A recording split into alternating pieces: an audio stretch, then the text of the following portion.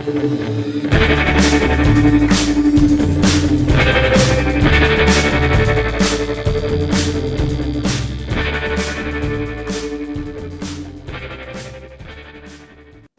is Jim Mulhern, the Plymouth Jim on socials, and I thank you. This show is an escape from work, business, and politics. We talk humor and music to artists and writers and creatives and broadcasters to talented people who impact us. We get a few things out of the way first, talk with our great guest. We play thank you, no thank you. And at the end, we handle the necessary things, the disclaimers, and then we end this frivolity. So on today's show, Frank X Gallagher, sound engineer extraordinaire and host of the most excellent interview show in this podcast universe called Soundman Confidential. Frank, I'm going to give you a proper intro after I get one thing out of the way, and then I'm going to read a plug, and then we'll get at it. So one thing out of the way, weirdos, go see live music now. Do not pass go. Do not collect $200. As the Moody Blues said, go now. Because many of your favorite artists are at their apex. Many of you, like me, who came up in what little Steven calls the Renaissance of popular music.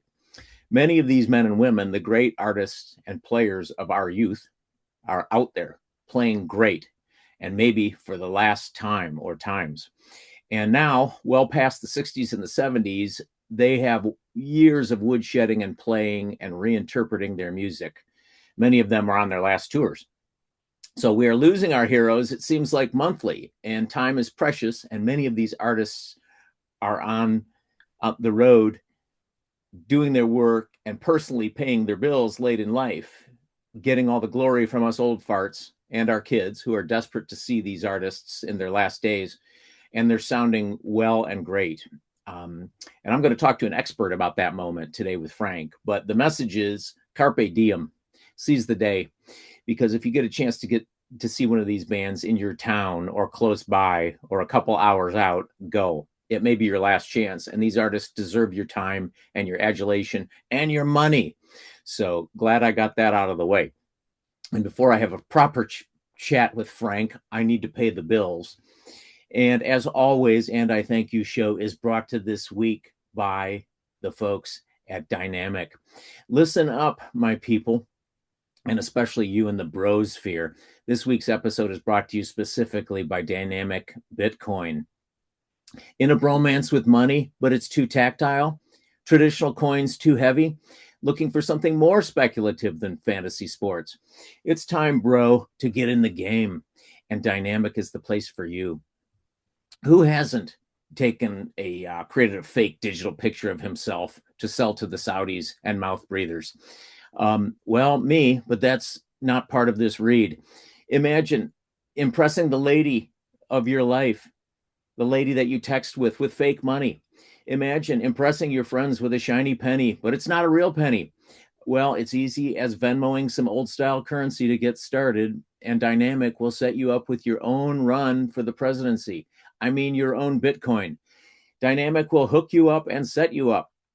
Dynamic's digital graphics team, in quotes, will begin airbrushing you into an attractive, non-bloated meme. You'll look oddly masculine, free from any ridiculous orange pigment. If you're small-fingered, they'll increase them in size and add muscle to your Bitcoin image. All of that Bitcoin image, all of it that it can hold. And it can image you with your choice of holding a flag, a Diet Coke, or a mail-order bride. Dynamic will place you in the digital marketplace of high information consumers. They'll inflate the value of your coin like a Kardashian implant, and you'll watch the money pour in. What can go wrong?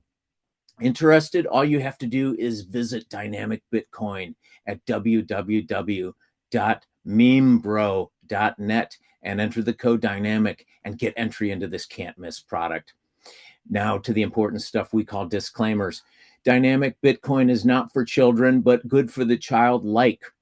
Investments in Dynamic Bitcoin are not covered by the FDIC, but you may indeed be SOL. The term can't miss, in quotes, is not a promise of not missing something. Dynamic, of course, does not encourage risky investments, but is somehow happy to do live reads of them. And finally, Dynamic Bitcoin or Bitcoin is a proud division of Dynamic Industries. Say what you will, it's dynamic. And I thank you. Now, onto the show and onto a proper intro of our esteemed guest, Frank X Gallagher, best known as the sound engineer for the likes of the Talking Heads, B-52s, Buddy Guy, and many others.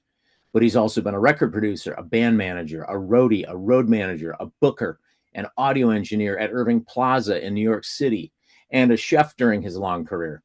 All of this experience rather enhances his popular podcast, Soundman Confidential, which you should all download and subscribe to. So live and on tape from Flagstaff, Arizona, I think that's right, Frank, and by way of Glasgow, Scotland, Glasgow, I'm so happy to welcome to the show Frank Gallagher. Thank you Frank, very much. welcome. I'm actually not from Glasgow. I'm from a little village called Banknock that even people in Glasgow don't know, but it's between Glasgow and Edinburgh. And Banknock. Stirling, yeah, Stirlingshire. Yes. It's So even awesome. Scottish people don't know where it is, which is probably a good thing. Well, I got to tell my people how we met real quick, because I met you back in 2022 when the Bees, B-52s, were seemingly on their last big tour, and they were playing at the Chicago Theater. And I ambled up next to you because I wanted to see what the set list was going to look like for this show. And I met you in the sound booth and I introduced myself, and you gave me your sticker for your podcast and you told me all about it. And I signed up. I listened to every one of them. I've listened, and it's been a great ride. So anyway, thanks for making the time for this from the knock. And since then, we met up at the Detroit show where the Bees were in a double bill with Devo and Lene Lovich. And they're absolutely at the top of their game. It's so great and sounding great, excuse me. Oh my gosh, that was perfection. So I want to ask you a nerd question. What instruments in a live setting do you mic first? Or do you set up your instruments? Or do you just have them I throw my mics on. I throw the mics up. I choose the mics I use.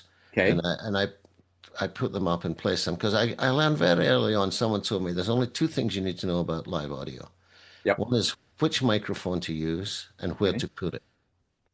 And so position is important. The mic, and everyone's got their own personal choice.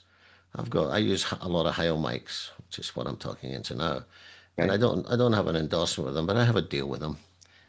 We like each other, you know. Good. They like me and I like them.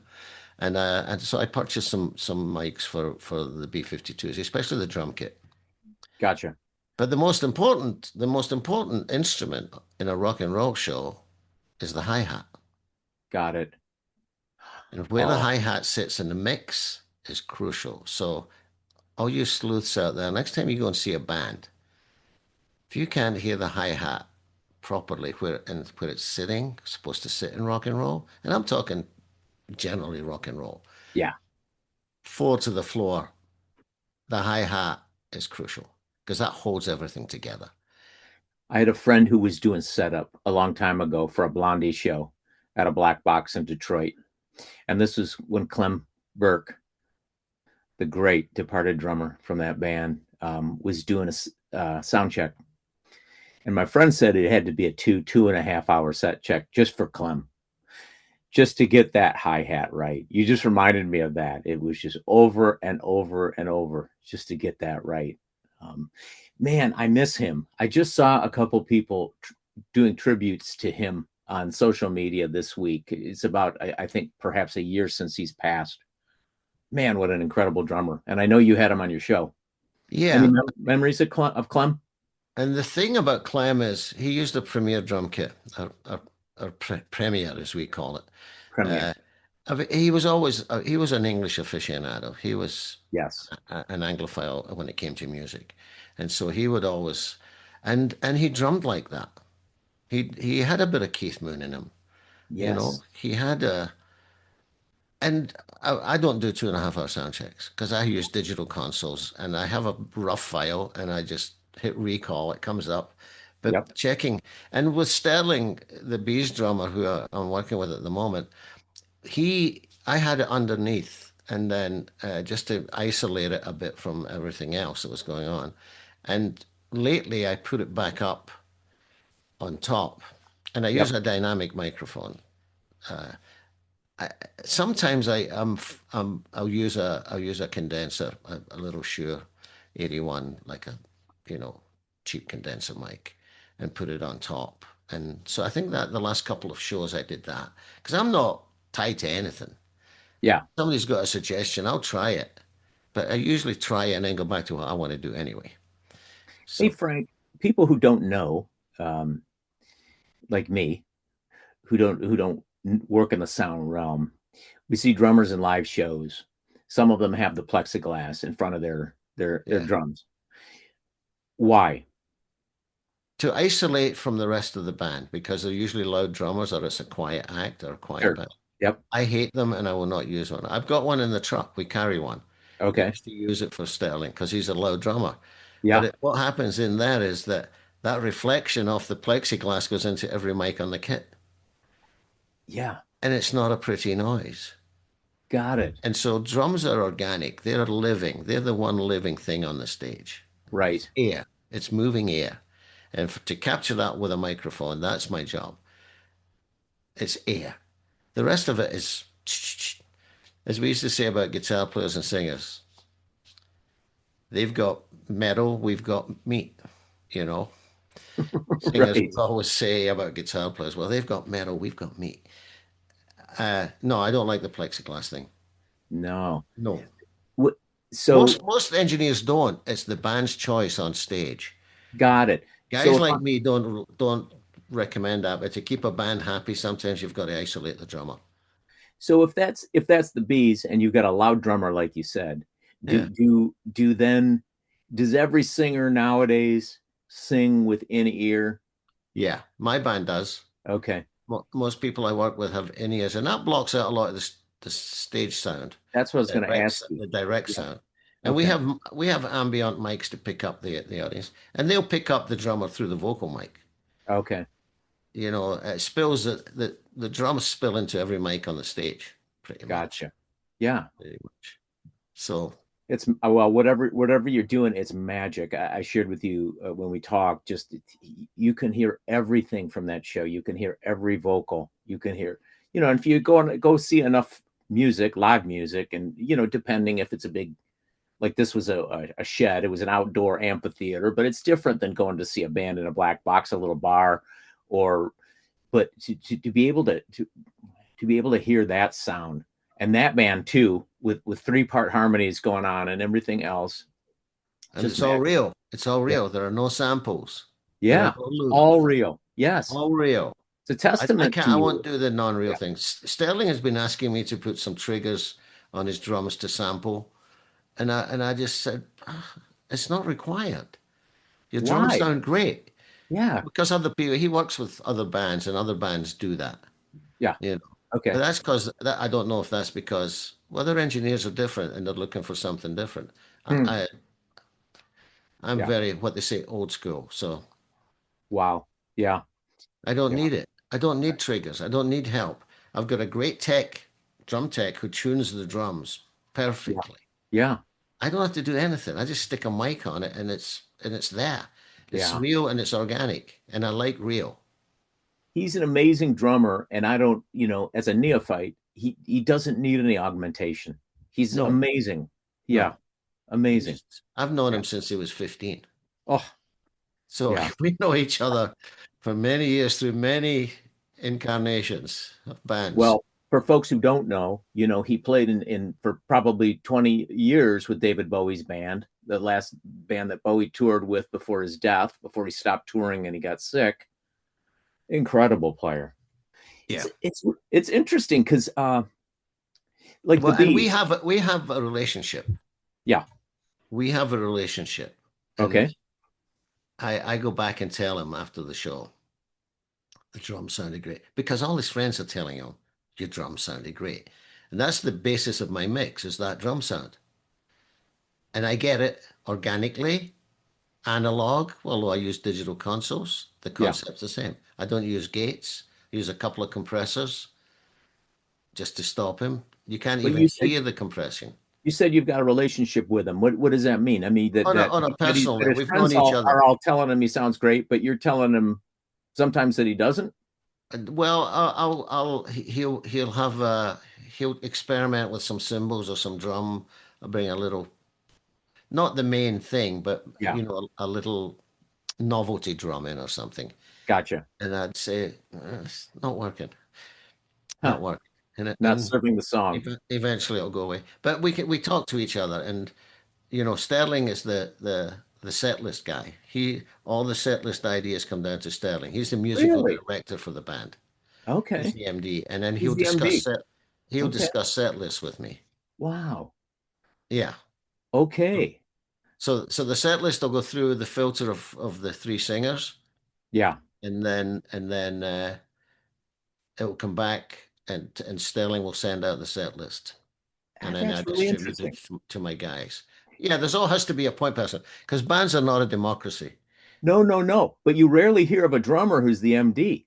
Yeah, well, him and Paul Gordon, God rest his soul, who was a keyboard player who passed away with us, they worked very closely together. And when Paul passed, uh, him and Sterling were basically co-MDs Okay. because Gotcha. Sterling knew the band a little longer than Paul, and Yeah. yeah, That's awesome. there's always a little dynamic of who's calling it. At the Yes. end of the day, the three singers, it's their call, but we make very strong suggestions on what should the set should be, Okay. and we mix Well, it. when I ran into you in Chicago and I asked you if lava was going to be in the set, you looked at me like I was from Mars. You're like, no, that hasn't been in the set in a long time. I'm like, they need to bring it back. That's a Well, rock. they've got so many songs, and here's Yes. the thing: we have on these Devo shows we had an hour and a quarter. Yeah.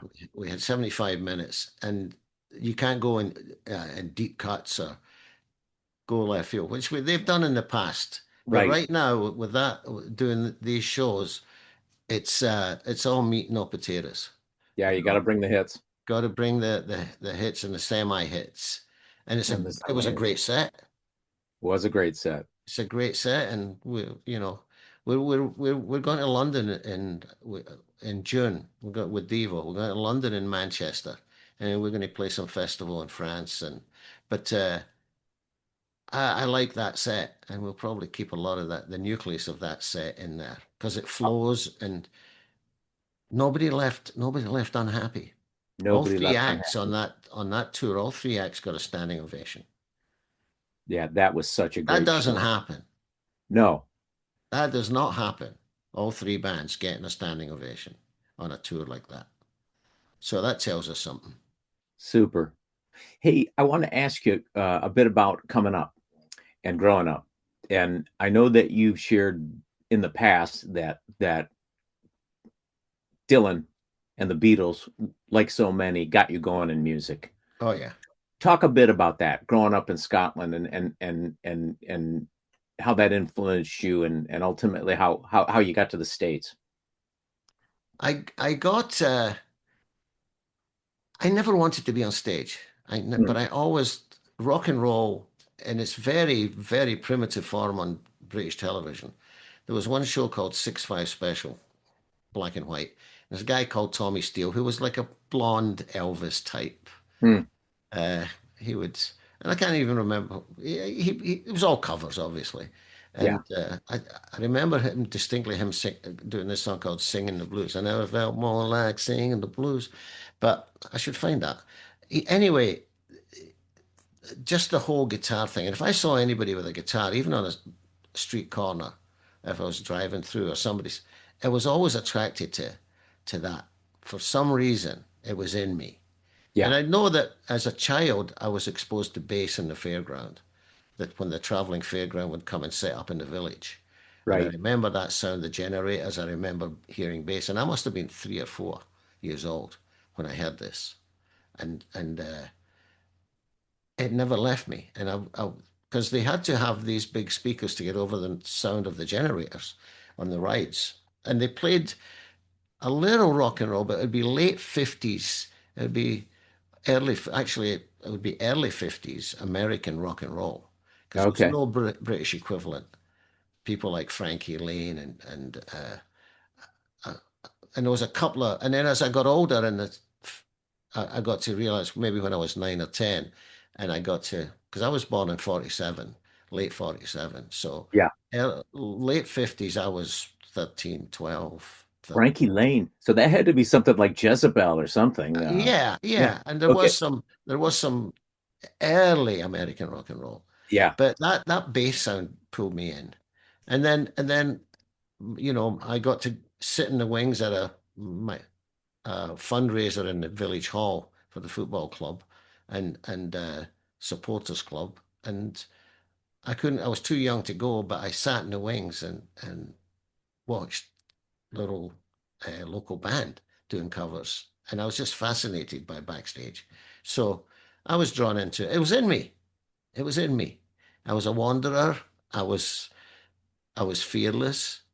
I would go over whatever. That's why I've never used the word career because it's not a career. I never had a target and I never have and I still don't. Yeah. Oh, look, over there, something interesting. That's where I'm going. Who are these people? Instantly. And it was instant, fearless. Although later on I discovered that fearless it served me well for a lot of the time. And then it kind of it changed. Well, it's like everything changes. But I got into that, and then I ice skate. So, and I still ice skate. And I would skate on ponds in Scotland early on, and then eventually I got a pair of my own skates, and I would go to the ice rink, and they'd play music. And Oh so yeah. they would play Beatles, they'd play Del Shannon, they'd play Runaway, Yeah. and they'd mix it up with some skating music. It was public skating. And so we used to skate to these songs, Frankie Valli, Four Oh Seasons, yeah. Baby. We used to love skating to Sherry at that time. So now we're into the 60s. And I was skating, and some of these guys I skate with said, "Oh, we've got a band." And because then I had a little experience uh, with a band I met in London, actually, who were Scottish from Stirling, and I got Yeah. in a van with them. When I came back up to Scotland, they said, "Look us up," and I got back in the van with them to go away for a weekend and hang out with them playing gigs. Yeah. I don't know how, so I got in the van, and 3 shows in, I was wiring the gear. It was very primitive, but I was wiring it. So that's how I became a roadie. And then I grew up with the technology through the 70s, early 70s. I grew up with the technology, and now I'm full circle doing digital, but I still treat it like analog. So I got into it, and then I went, I stowed away in a van in 19, probably 68, with this band that we opened for. My wee band opened for them. And every time they came up to Scotland, I would jump in the van with them and I kind of stowed away. And then I ended up in London watching their apartment while they went to Italy and stuff. And so I was just attracted to it. I just loved Yeah. I loved the travel. I loved, food and meeting people, It meeting had to be people. exciting. I mean, I was a boy. I didn't care, yeah. in shower. We'd be sleeping in the van. We'd be sleeping in the same clothes for days. Who cares? We didn't care. Right. We didn't care about money. We didn't care about all that. We were just surviving and doing this thing. So from that in 1971, I got a band I was working with, the Nashville Teens. The guitar player left to join this project that Mickey Most was forming, and Mickey Most is a producer. So I knew who Mickey Most was. Everybody knew who Mickey Most was. And he said, "Do you want to come and help us out, do a few shows with us?" And at that point, the artist was in London for 2 years working with Mickey, just waiting for the right moment and the right song. And he funded her and kept her alive and kept the bands pretty much funded. And uh, and it turned out it was Susie Quattro, and so she all of a Ah, sudden she went number one. So in 1971, I went pro, and I find myself in Japan, Australia, all over with Europe, with all Susie. the time. This is with Susie. Yeah. So, and then the technology was growing up at that point too. The Who and the Stones were funding the R&D with Charlie Watkins at Watkins Electric Music, Wham, Okay. great gear. And so we would take stuff out of the factory. The factory was really a townhouse. It was wild. It was wild. And so we took this gear out, and then all of a sudden I've got faders and I'm mixing and big bins and horns and full on PA. So I Sure. grew up with it. But that little band that I skated with, they were a springboard for. And I had never managed a band. I didn't even have a phone. I used to use my Yeah. brother's phone. I'd go to the payphone to find gigs for them. But So after Susie's band, though, give the chronology. So and that was over there, right? that was over there. I was living Yeah. in London. I was living near London, and Yep. and so I think I was there about 2 years, and Okay. then I was young and daft, and I think the thing that got me not fired. I wasn't fired. I was just not invited back. Yes. I was replaced Replaced. uh, because I smoked a joint on a plane in Australia while they were landing, and Susie was a terrible flyer. Oh, But it was one of the. I'm a sure. boy. I was a Right. boy, Yeah. and but then I got into working with little sound companies in London, Okay. and so they would assign they'd rent a PA to someone and then assign a guy to take it out. So I was the system tech. I would wire the PA, and then sometimes the band would have their own guy. Or a lot of the times I have to mix it as well. So that's how I learned my craft was mixing everything, Gotcha. Then what mixing what got you to New York City? Talking Heads. Talk So about that. Talk about so well, I meeting had it. them and I how that happened. There was a segment where I went off the road Yep. between 1975 and 1977, and I worked with a partner in this restaurant in London that we built above the Hope and Anchor, a very famous music pub. So I was Yep. off the road, but still I was in it, and I was cooking and running this restaurant with my buddy.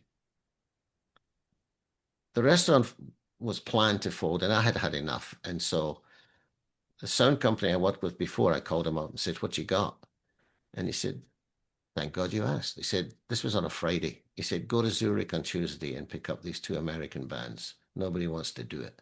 So I got a roadie because I didn't drive at that point. I got a driver with a 3-ton truck, put a PA and backline for the two bands. It was the Ramones and Talking Heads. And that's how I met them.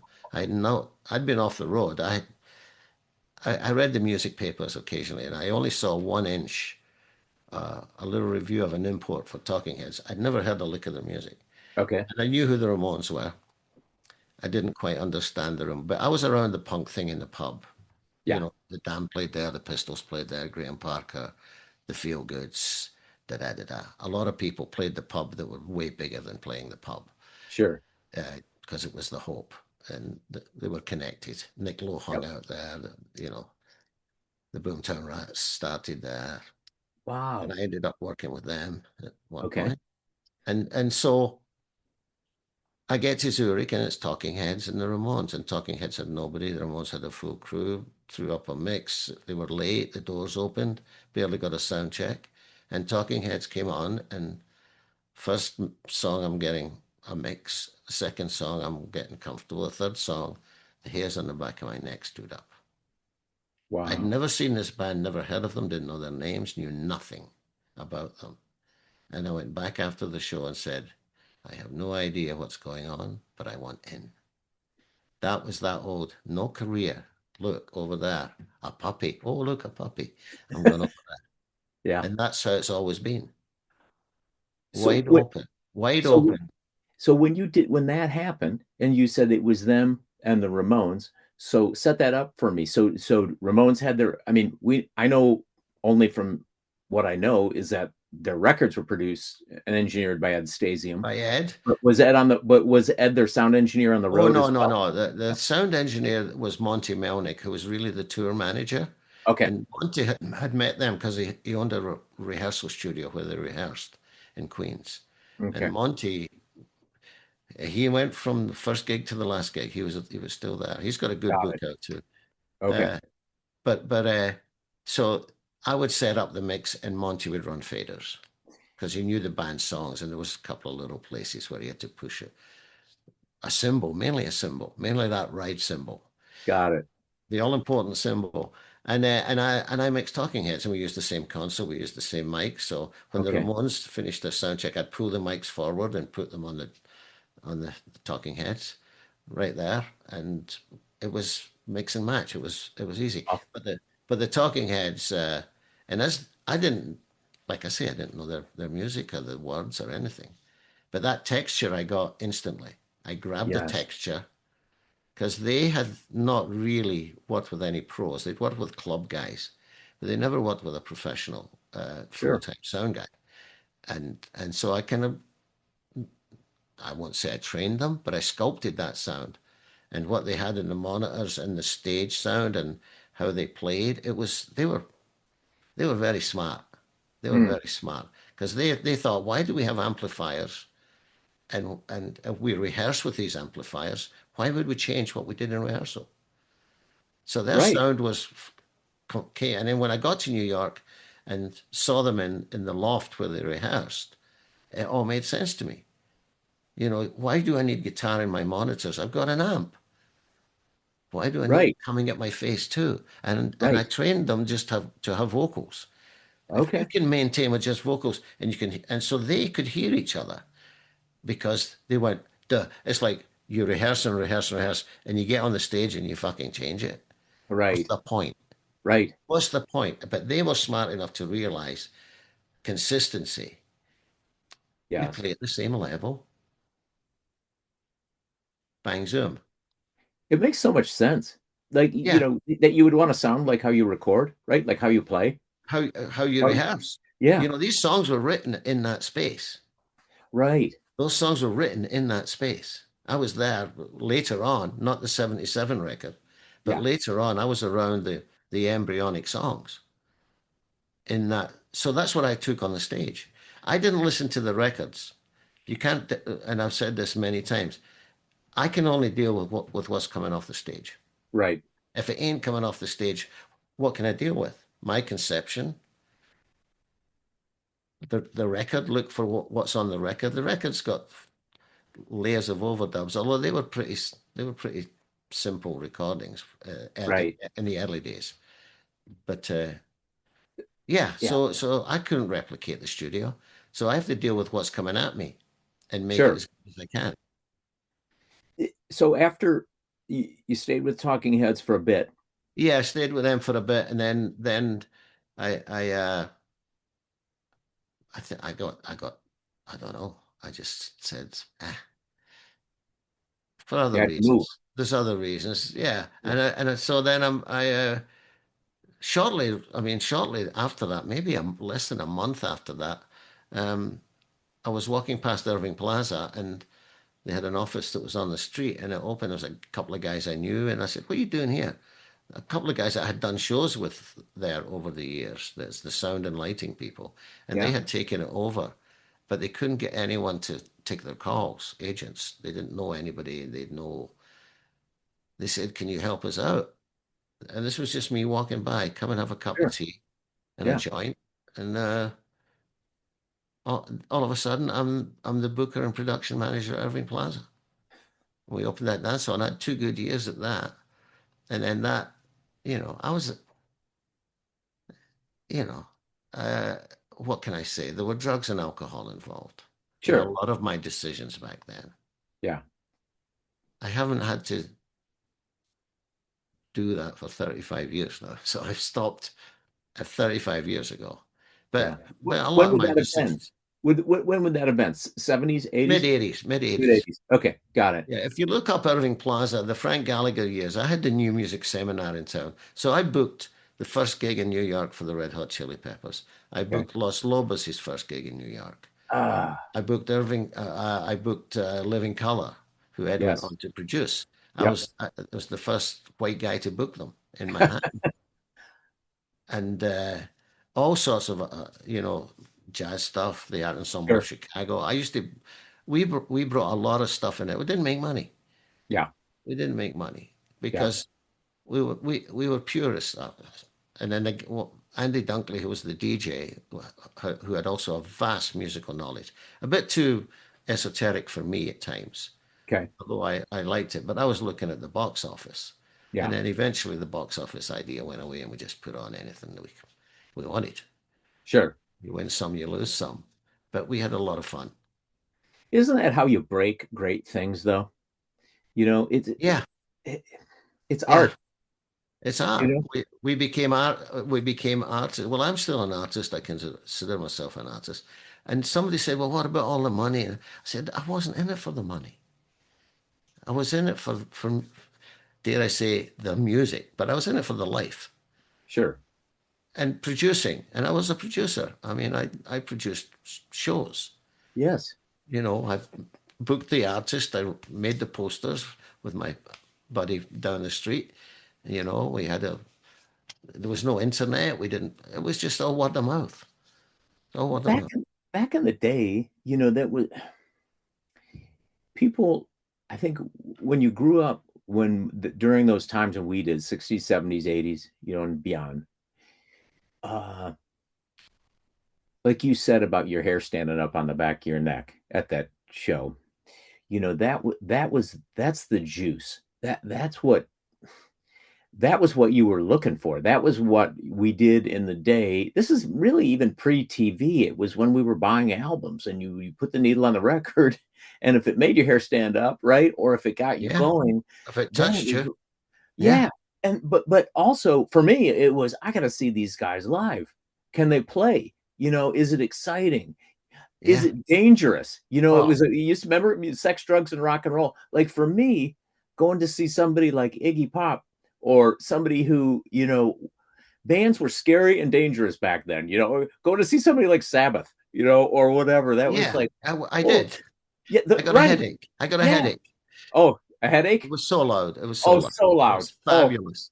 But it but was, they were holy shit moments. It was like that was, and it goes back to you about booking those gigs at Irving Plaza. It was like some are going to hit, some they're not. But the first time you see Living Color, you're like, holy shit, yeah, this, yeah. you couldn't describe it. It was so amazing. It just put you back on your heels. Johnny Thunders. I booked Thunders more than once, and I Right. booked a lot of the Athens bands, believe it or not, Oh, through an agent I knew, sure. Frank Riley, who's now moved to the West Coast, but he The had a Athens bands being REM and the Bees and, yeah, Pylon, yep.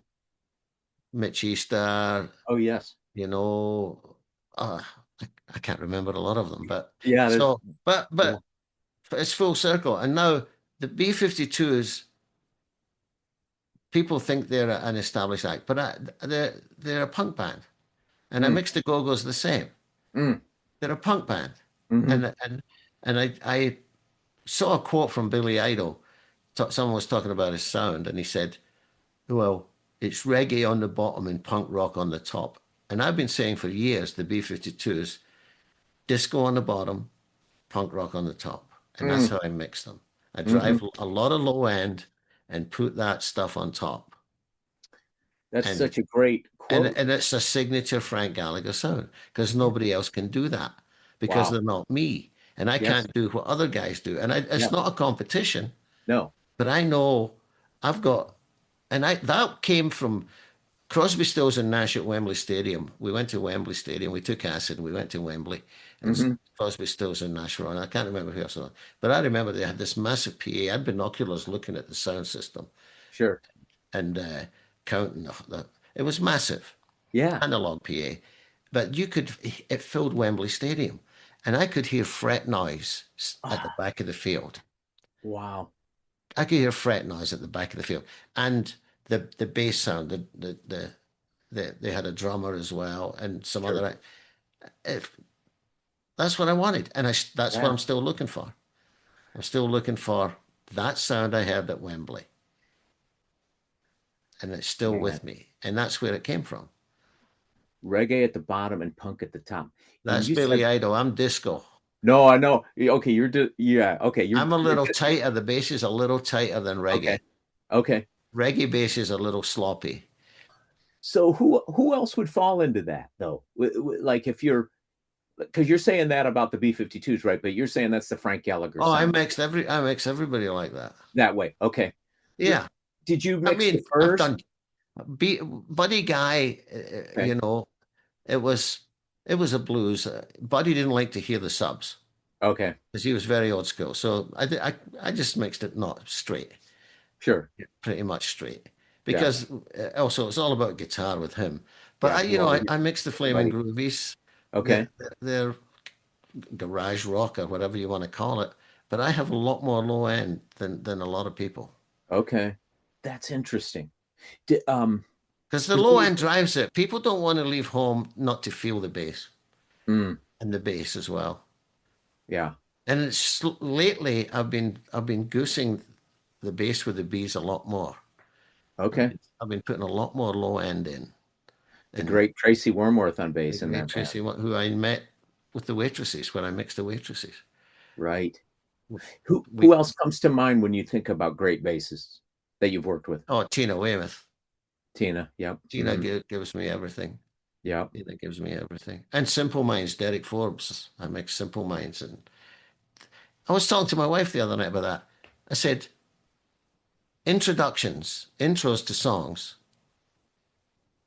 bass guitar Yeah.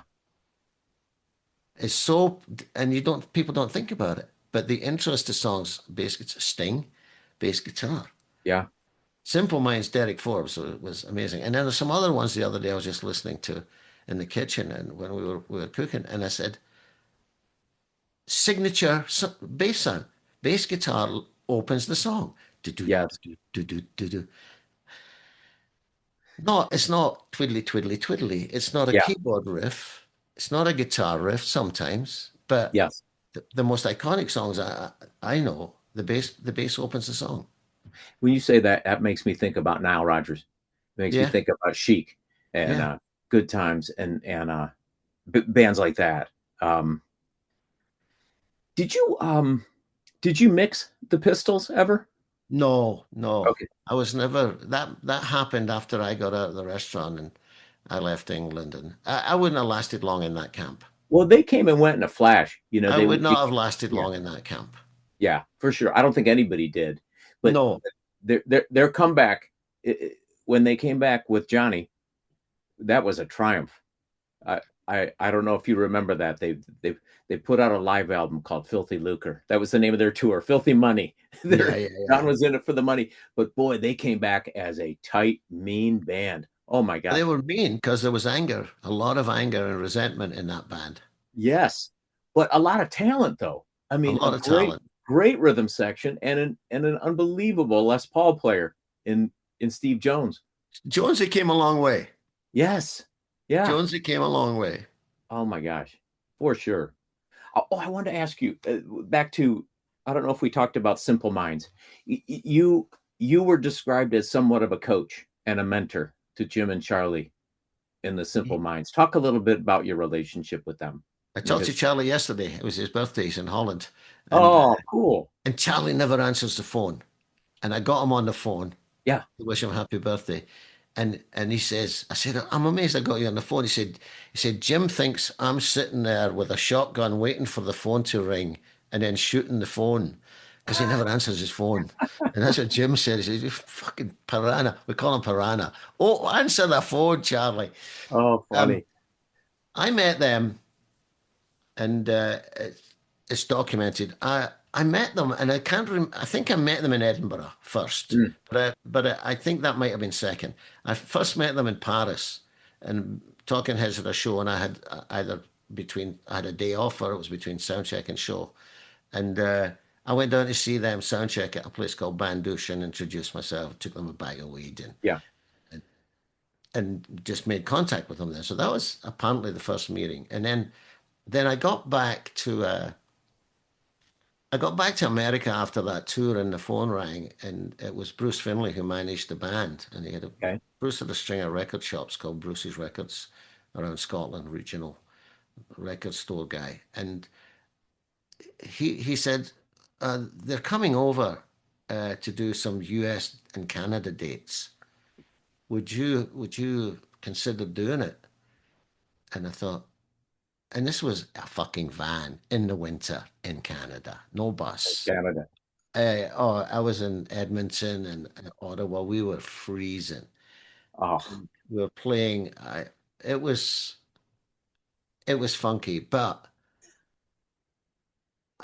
that tour they'd never worked with somebody like me either. They had a guy in Scotland and okay. they didn't want to bring him, and so I ended up doing it. And another case of primitive. We had no gear, we had no money. We were playing through club systems, through anything, any piece of Would- shit system. had they have broken then?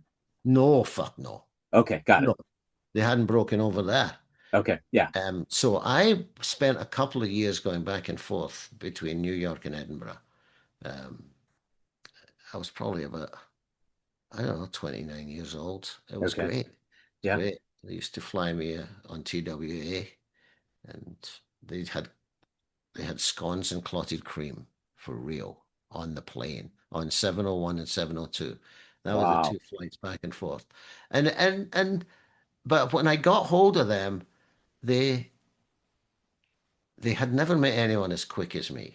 So they'd say, "Oh, we've got a problem," and I'd get the yellow pages out and go in the hotel room and start calling music shops. Hey, yo, you got that? No, click. And they said, "Why are you so quick?" I said, "You've got to be quick. Yeah. It's a problem, and until it's solved, I'm going to keep clicking through the fucking yellow pages." Yes. You And get it's shit still my done. MO. Yes. Except now I have an American Express card that I can throw at people. I can throw money at the problem. I've got a B-52's card in my pocket. There you But go. it's the same principle. If you've got a Yeah. problem on this road and you are somewhere not at home, Okay. you got to move. Take action. And that's another mantra I have. Take action. Don't think about it. Yep. Take action. So going back to the Simple Minds of that day, they hadn't broken. It was No, Jim and Charlie, Jim and and Charlie, Mick McNeil, Derek Forbes, and the drummer we had on that tour was Kenny Hislop, who was the second drummer. Brian okay, McGee, and Kenny was an incredible drummer.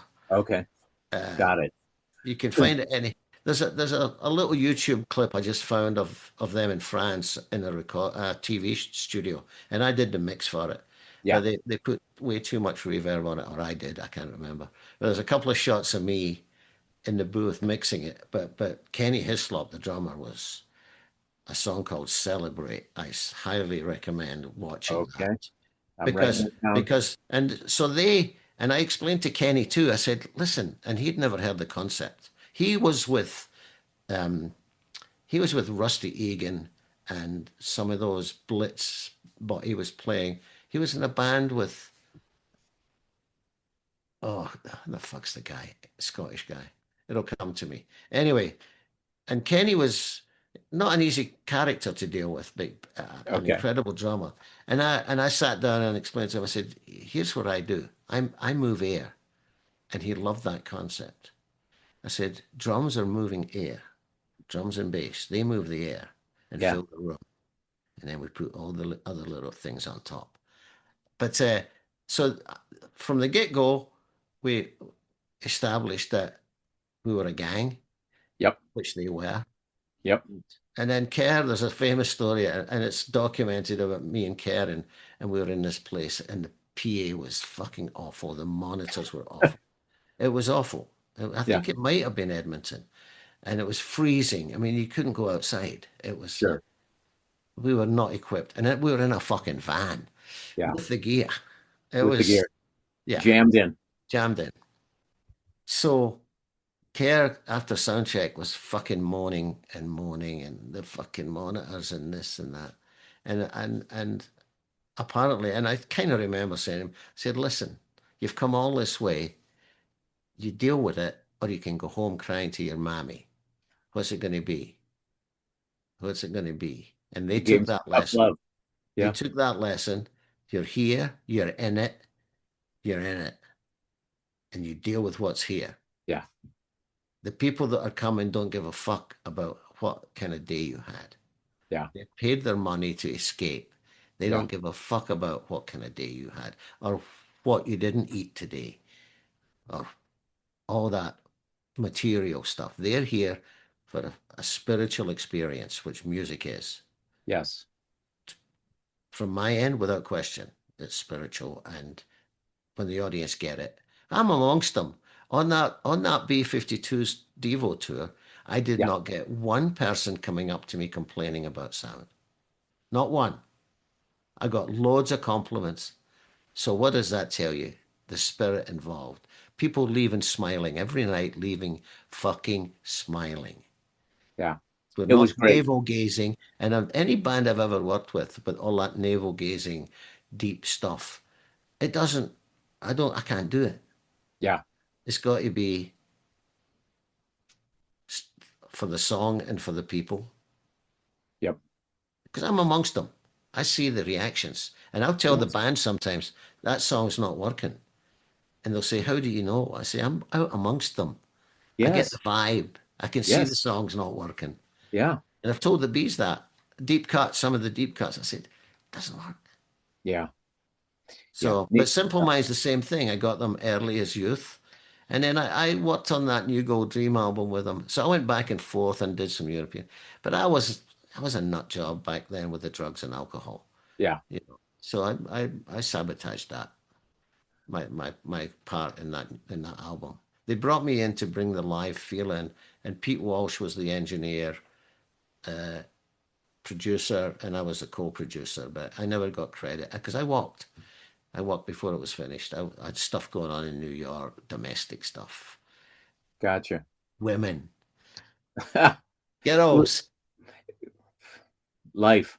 The life. so that But so but that yeah. So that band, you've seen them. I mean, they've gone through all these incarnations, right? Like the yeah, bees, right? yeah. People die. People, new people come in, and the spirit of the Nobody band. wants to see you. You Well, know. right. Yeah, but also, um, if you're putting out really good stuff and it breaks, you got something to tour on, right? And people are in the Exactly. day, people buying albums and CDs, and people want to come see you because they're Well, playing it on MTV or the radio or whatever. YouTube's changed all that. Yeah, true. People get snippets and they want to see the real thing. Yes. Yeah. Oh, And we've got three generations of people coming right now to see the B-52s. We've got young kids, their mothers, and their mothers. I believe it. I was in that audience. Yeah, it's Yeah, crazy. yeah, Yeah. because it's real. You see, Oh, well, I the know. songs are real. I got a daughter who wants me, we were trying to get to see Paul McCartney before before heaven sees Paul McCartney, so Yeah, yeah, I don't know how many more years we're going to have left, but that's going to be one of those bucket list ones, like you said, and that she's a generation that didn't grow up with them like you and I did, right? yeah. But oh my gosh, we got to Well, see him. the Beatles and Bob Dylan changed my life. Please, Yeah, please me, sucked me please, in. please me. Oh, And Bob Dylan, I was a young rebel, and I was, politically to the left of center, shall we say? yes, And the times they are changing. You know, it's still relevant. yes, I'm having trouble with my daughter right now. Your sons and your daughters are beyond your command. What a fucking line. What a fucking line. And I'm at home for my wife's in DC seeing Patti Smith tonight. And I'm home it's just me and the dog over Thanksgiving. oh, So my wife got Disney Plus and I said, fuck, I hate Disney. I'm not fucking paying for that. Anyway, Disney Plus is there. Guess what yeah, came on Disney Plus yesterday? The Beatles anthology. oh I yeah, watched 3 episodes yesterday. It's unbelievable. And there's okay, another 6 to go. So I'm okay, still a total Beatle because they're fucking real. People say, why the Beatles? You hear them play. There's no fakery. They can no, play and sing, even with yes, the rudimentary technology that recorded a lot of that stuff back then. Not the studio stuff, but the live stuff. They can play. They're a working band. yeah, They're a working band. it's And magic. I mean, and they're a gang. Yes, It was just there was a connection, and Simple Minds were like that, and Talking Heads were like that. yeah. Except David was, his Asperger's placed him a little differently. But actually, Chris and Tina and I laughed more. Jerry was occasionally. in that. But Chris and Tina and I still laugh Okay. the same way, you Oh know. man. I Will made they? David laugh though, because his parents were Scottish, and so I would say Scottish things, and David would crack up. Well, are they? Are Chris and Tina gonna tour anymore? No, no, I don't think so. Yeah. Yeah. Tina's working on a book. Okay. Chris has got his book. They're working on the movie and just reboxing everything and getting some Sure. obscure stuff out. Yeah, and you get to an age and you go, could I really play an hour and a half set as the drummer? Yeah. Could True. I with the way I live? Chris works out, and Chris is like me. He likes to eat as well. Sure. He likes good food. There's a lot of French in there. Well, you know what he could do? He could be like Ringo. He could bring his side drummer with him, Yeah, and yeah. he could play lightly. Yeah. And Tom Tom Club, to take that show on the road and Yeah. to play where the offers would come in Yeah. financially, Yeah. it's Yeah. too much money. Hey, Frank, we gotta play a game, and then you gotta get back to enjoying yourself. I am enjoying myself. Are I'm you got you were saying it's snowing there? snow on the mountain. Yeah, the ski slope opened this week. Oh my gosh, that's right. I Because can I see think it from my window there. yeah. But we have a keen frost every night, so the roofs are white when we wake up in the morning. There was snow last week, and I think we're going to get more down in the valley. Well, we consider ourselves the valley, but I'm at 7,500 feet. The mountain's Okay. 12,000 feet. Because you're in Flagstaff, right? And in Flagstaff. Because we're doing the really boring thing, which is talking about weather. But as people know, I'm in Detroit, and it's cold as balls here. But we it was a beautiful, crisp, cold weather for Thanksgiving, so it was kind of perfect.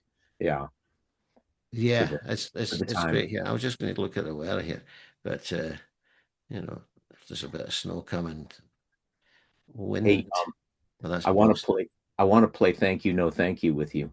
Yes, you do. I'm gonna throw some bands at you, and Yes, you are. you can say thank you or no thank you. And we talked a hot second before we started recording about John Doe. So the first one I'm going to throw at you is X, the band. Thank you, no thank you. Oh, yes, please. Okay, talk a bit about them. I met them in Irving Plaza. I didn't book them, but we had a toy drive, a food drive for in Irving Plaza. Okay. Uh, and they came and they were the first people in the room and they brought bags of food and toys for an appeal that we were working on. And they Hmm. were first in the room and they sat at the side and they Yep. stayed for the whole night and they watched every band and Wow, contributed. That's my abiding memory of them. it's a great anecdote. And they were on that cruise I did with the Flaming Groovies, the Little Oh, Steven's Underground Garage Exene, and I got talking to her and John Doe. So I've got to do John Doe again, just like we a yeah. little do over and Thank you over. and Yes. uh, and get Exene on it too. So because I'm going to resurrect the podcast, it's been dormant and I've just been pulled in a lot of different directions. There's a It's lot, all a lot right. going on. You're going to do it. You're going to do it, and Oh yeah, I'm gonna plug the hell out absolutely. of it And then for I've got you. the Devo boys. I've got the Devo boys lined up to do it as well. Good, good. All right. Thank you, no thank you. The Clash. Thank you. Okay. I was in Joe Strummer's presence. I'd seen the Clash many times. They were managed, well, Big Audio Dynamite was managed by Talking Heads manager. Uh, Okay. so Mick Jones, and didn't have too much to do with him. But funnily enough, I'd be in London and I'd be riding down the escalator and Strummer would be coming up. And he'd say, "Come up, turn back," and I'd go up and have a little chat with Strummer. Uh, So, although I never got, and a very good friend of mine who was my Talking Heads road managed the Clash for a while too. okay. So, and Topper, I love Topper. I got on with Topper really well. I actually Does he have to still catch play? up. What's that? Does he still play? Yeah, he cleaned up as well. Okay. He's Yeah. Topper sober, and he's living in England, south of England. I have to try and catch up with him when I'm there because the Okay. bees are going. We're going there in the summer. Gotcha. with, Thank you, with no thank you. Big Country. oh, loved them. Love Big Country. Thank you. They tried about 5 times to get me to tour with them over here, Really? and the dates never worked out. No, and then I saw them in San Francisco, and I talked to Stuart Adamson, and yeah, there was a mutual admiration society there. They wanted to work with me. I wanted to work with them. And their manager, who I knew, Ian Grant at the time, and it Okay. just and their A&R guy, Chris Briggs, who was their A&R guy that I know very well. He called me up and said, "Hey, you should be doing this," but I Yeah. was busy. I was I was doing other things. Gotcha. Probably probably Stewart, the keys. Stewart left the planet. Yes, Correct. yeah, that was really Sad. sad. That Yeah. was that's Yeah. a big thing. I don't I'm know a going ton about that, but I know it was, yeah. He Uh, gave me a pre-copy of the last album they made, okay. and I've got it somewhere on cassette. I should dig that out and play it. Yeah, that's a guitar Great band. songs, Yeah. super. Thank you, no thank you, Lou Reed. Depends what day it is. Right, right. Having, if you listen to my podcast, Bill Bentley Okay. curated that last album, an album of Lou Reed songs, covers. Keith Okay. Richards, Keith Richards opens it with "Waiting for My Man." You Right. cannot go wrong. You Yeah. cannot go. Excuse me. Bless you. Keith Richards opens it. It's a great record. Lucinda Williams is on it. Yeah, so Lou Reed, and I'd been around him Yeah. in various places. I was in his orbit, and I never worked with him. Um, He has that reputation of being extremely sour he's most of the he's time to he's most people. obtuse. He's Yeah. obtuse. Yes. Yeah. The last Got time I it. saw him, no, I did a corporate with him in San Francisco, and I didn't mix it, but I was a system tech for it. And the people wouldn't stop talking, and he just told them, "Shut the fuck up. Why did you bring me here?" Yes. And I loved him for that. But before that, I was at the Mandela concert in Wembley. I happened to be in London at a very low ebb in my life, and he was there backstage, and we were in a urinal together. And I talked. I said, "Yeah, I worked with Chris and Tina," and that was a common thing. And Sure. nobody doesn't like Chris and Tina. Yes. So yeah, yes to Lou. Thank you. Um, I respect to Lou for telling that crowd to shut the fuck up because I'm Yes. just going to give a little quick aside here. I got to see Roxy Music on that last, well, what I think is probably their last tour. They did a few dates through the States 2 years ago, I guess now, probably. And those who knew, and those who realize how old those gentlemen are and how big that production was, knows that that's never going to come back. That you Yeah. may be seeing that band for the last time. So please shut the fuck up. You know, people who have to yell through the whole show just to hear themselves yelling. I'm like, no, I came to hear Yeah. uh, this Yeah. band. Why are you Yeah, talking? Why'd you buy a fucking ticket if you yeah, want? You can stay home and talk. right. Yeah, You know. you're not in front of your fucking TV. Yeah. Anyway, Paul Thompson from that band, I got to know in another band in the late 80s when I moved back to London for a couple of years, and I worked with Paul. Concrete Blonde. No, it was a guy called Jonathan Perkins, Okay. and he was a singer. He just passed away as well this year. And the And Paul manager, was in his band at the time. yeah, Okay. Paul would come and play with him. Because he did a stint in Concrete Blonde with. Yeah. Are you familiar with them? Oh yeah. Yeah. He told me it was not the not the easiest, not the Oh, easiest. that's a discussion for another day. Yes, that's Yeah, another personality. yeah. Um, thank you, no thank you, Johnny Ramone. No, thank you. Got it. No, no, thank you. Thank you, no thank you, John Beauvoir.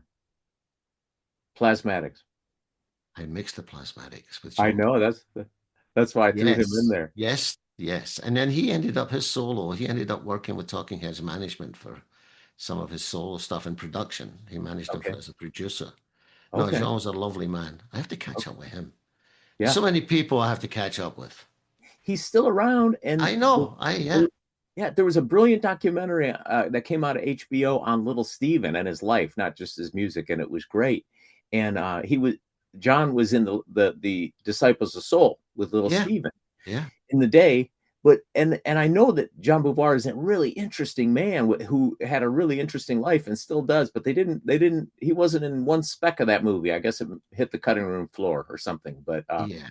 yeah, I would have been interested to hear from him. Uh, No, I love the plasmatics. yeah, How many guys can say they mixed the plasmatics? Not many. nobody except for you. Not Yeah. many. Thank you, no thank you. We touched on him a second ago. Brian Ferry. Hmm. After Virginia Plain, I loved Virginia Plain. Oh yeah, First time I heard that, I went, oh, yeah. No, it took me a minute because he's a boy from Newcastle. So I'll say thank you. He's Roxy Music. yes. He was a boy from Newcastle who, picked up some vowels and changed the way he talked and but at the end of the day, it doesn't matter about the personalities in the band because I deal with them. I deal with a Yeah, lot of personalities. But yeah, Virginia Plain I still play that. I actually have that on the B-52's walk-in list. If we get to I it, we have a long break, we get to that. he is one who in his later career hooked up with just played with some of the greatest people. And so you see the company you keep is what I was trying to say. Lots of Nile Rodgers in his solo albums, lots of Johnny Marr in his solo albums, right? Lots of really, Hmm. really tasty players. Um, yeah, I think he's one of those who, when he left his big band Roxy and went off on his own, I think he did as well artistically. But man, those Roxy albums, Virginia Plain, all of them, that's hard to match. Um, Well, that's that whole band chemistry thing. Is the lead singer versus the unit. yeah, It's a different thing. yeah, A different thing. David Byrne hasn't done anything like Talking Heads. true. Parts of his show, he's a Talking Heads cover band. Yeah, true. Well, Chemistry and uh, I'm blanking on his name. Springsteen's drummer, um, Max Weinberg. Max, told me the same thing because I worked with Clarence when Bruce laid them off, Yep. and I went to see Springsteen with a pickup band, and Yeah. it was not the same. And I said to Max, "It's not the same." He said, "Frank, we made that music. We, the collective, we." Yes. And it's the same with Talking Heads. It's the same because everybody thinks the singer is the band. The singer's not the band. The singer's the fucking singer. Yeah. The band is the band. Yeah. Yeah. And Well, I have to remind people of that all the time. They go, "Oh, David Byrne wasn't Talking Heads. He was the singer." that's true. Bruce is a wee bit different though, in that he's the writer, he's the singer, he's the lead guitar player, Yeah. he's the MD, he's the musical director. He's Yeah. everything. But But yeah, but same it's the band. songs, same song, same singer when I saw it. Different Yeah. guitars, different Yeah. drums. It was my friend True. Zach was playing drums as well. Yes. And it wasn't the same. You know what's interesting too in that Bruce Springsteen that band the one he hired when he played in with Zach was Shane Fontaine, his guitar player, is now Graham Nash's side guy. Um, so they write together and sing Oh, together. and he Yeah. was married to Mackenzie Phillips. Shane Fontaine, Yeah, or one of those. Yeah, that guitar player. Yeah. yeah, D- didn't know that. Yeah, Yeah, interesting. Mackenzie Phillips, because I met her at the show. Okay. We have some mutual friends, and I got talking to her. Oh well, he's doing great things with Graham Nash. He's a beautiful singer as well as a great guitar player too. So Yeah, respect. yeah. Yeah. But he was miscast in that band with Yeah. Springsteen. He was Yeah. miscast. How do you play in a band after the E Street Band? You No, can't. It's impossible. can't do Yeah. it. Um, let's finish up with Thank You, No Thank You with the Pretenders. Yes, because I have great memories. Chrissy was an abrasive bitch at times. Uh, Mm, just she was a contrarian. She just Mm, wanted to be, yeah. whack the Yeah. hive. She was an Sure. agent provocateur. But I knew James Honeyman Scott and Oh, and the bass player, and I hung out with Honeyman Scott a lot because Talking Heads were on Sire, so yeah. there was a little we'd see them at the Sire office, Gotcha. and then I would see them out on the road. We'd do festivals. We did that heat wave, but and then the two guys that came in, Malcolm Foster and Robbie McIntosh. Malcolm Yes. was the bass player. I worked with a band called the Foster Brothers. Oh, They okay. walked into Irving Plaza unannounced. I didn't know what they were doing. And I said, "What the fuck are you doing here?" He said, "We're in the Pretenders." Chrissy hired us. Chrissy hired them. And Malcolm now lives in Australia. So yeah, Chrissy's, like I say, you have to see past the personality to get to the music.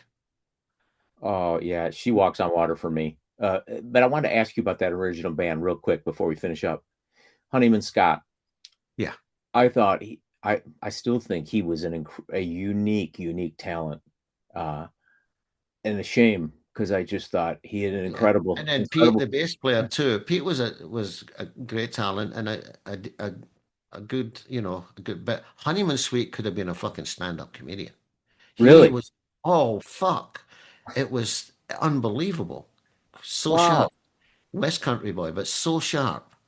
And we had and I never laughed so much in my life. And I Oh, was around him looking back quite a bit. yeah. And it was just when the new guys came in, it wasn't the same thing. It wasn't the same. And finishing up, Martin Chambers on drums. That band was the sum of its parts. That original band, those four Yes, players together, they they they were never equaled in that band. And they're still great to see her live. I mean, she's got a nice touring band. because the songs live. Yeah, yeah, People come to hear the songs yeah. I get it. at the end of the day. Yeah, Their memories are wrapped up in the songs, but my memories are different because I was in it. yes. And Martin Chambers and Honeyman, we used to call him Honeyman Sweet. He Honeyman was the Suite Honeyman Sweet, yeah. and Pete Farnan. Yep. Get the honeymoon suite today, sir. Yes. And he was the funniest fucking guy. Quick. And we were all quick. Yeah. We've all got that road thing, Yeah. quickness. But he would entertain you for hours. He was a Oh, lovely, lovely man. And the demons got him. him and Pete. Him and Yeah. Pete. What a shame. Yeah. Yeah. Well, And Frank, Chrissy was married to Jim Kerr. And I saw Chrissy and Jim in their household situation. interesting. So actually, I was about to call Jim this morning, the the Devo people called me. I had to talk to them. She had great taste between Jim Kerr and Ray Davies, Yeah, she wanted to right? make songwriters. Whew. That was Holy her cow. plan. That was her Yeah, plan. really. Oh yeah, she's not daft. She's a good songwriter in her own right. Yeah, Yeah. yeah. Oh my gosh. But at the end of the day, she's great. Well, I And said to Kerr, I said, "Can you get me Chrissy for the podcast?" He said, "Gallagher, I wouldn't do that to you." ah oh He did. I said, "Gonna get me Chrissy," because she's managed by you know, the Simple Minds management. oh, I didn't know that. Neil Coulson. There's somebody in there. Yeah, they're connected. Gotcha. It's Simply Red. And anyway, yeah, I Oh, said, get me Chris. He said, "Oh, I wouldn't do that to you."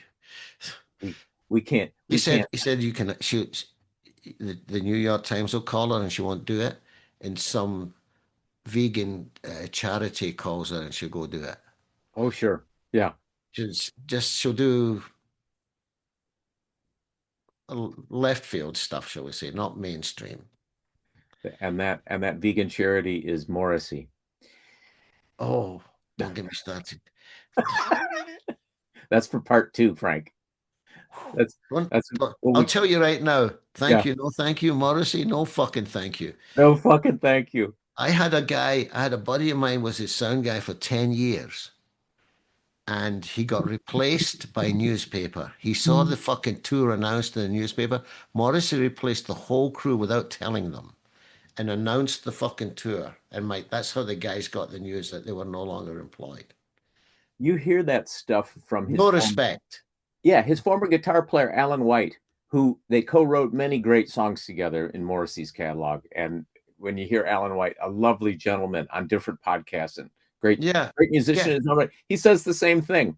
I read it somewhere that I was out of the band again. You know, it's just, what do you do? That's not being very manly. No, it not is that not. Morrissey could ever be. We were at a show. I met him through Ian Copeland, who was an agent. He was the agent, FBI. Ian passed away, but Ian was his agent. And I was standing in the wings at some show, probably at the Beacon Theatre, and Morrissey was there, and just the vibe from him was awful.